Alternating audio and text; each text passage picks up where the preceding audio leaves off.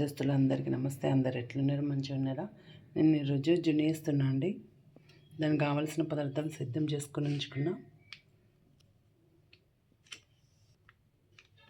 ముందు పాల packet cut చేసుకొని పాలు వేడి చేసుకుందామండి. ఒక గిన్నె తీసుకొని గిన్నెలో పాలు వేడి చేసుకుందాము. పాలు వేడే వరకు బెల్లం కట్ చేసుకుందామండి. బెల్లం కొంచెం దంచుకుందాము.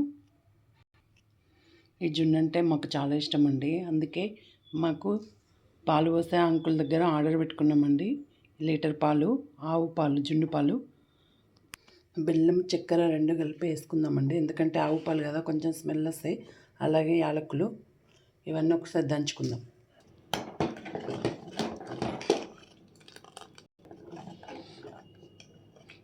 చూసారా, జున్ను అవ్వడం స్టార్ట్ అయింది.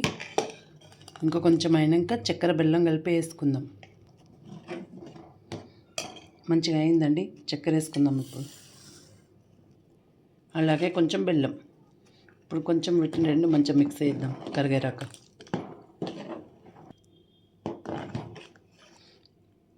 ఈ విధంగా అయింది కదండి. ఇప్పుడు యాలకుల పొడి వేసుకుందాం. కొంచెం యాలకుల పొడి ఒకసారి మిక్స్ చేసుకొని,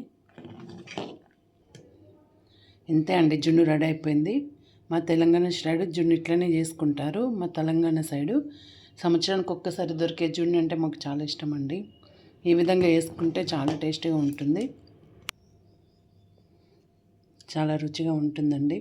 ఇది ఈ గ్యాస్ ఆపి వేసుకుందాము.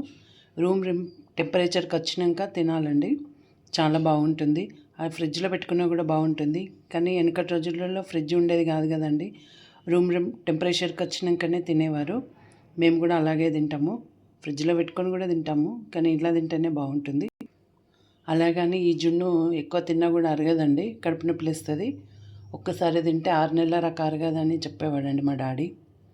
అందుకే కొంచెమే తినాలి, కడుపు నొప్పి లేస్తుంది. మా బాబు హాస్టల్ నుండి వచ్చిండని మా బాబు కోసం చేస్తున్నా అండి జున్ను. మొన్న కూడా చేసుకున్నాము, కానీ మా బాబు లేడు ఆ రోజు. అందుకని ఈరోజు మళ్ళీ ఆర్డర్ పెట్టుకొని చేస్తున్నాము. ఈ వీడియో కనుక నచ్చినట్లయితే లైక్ చేయండి, షేర్ చేయండి, మన ఛానల్ని సబ్స్క్రైబ్ చేసుకోండి. ఇంతవరకు ఈ వీడియో చూసినందుకు ధన్యవాదాలు. ఏమైనా తప్పులుంటే క్షమించండి.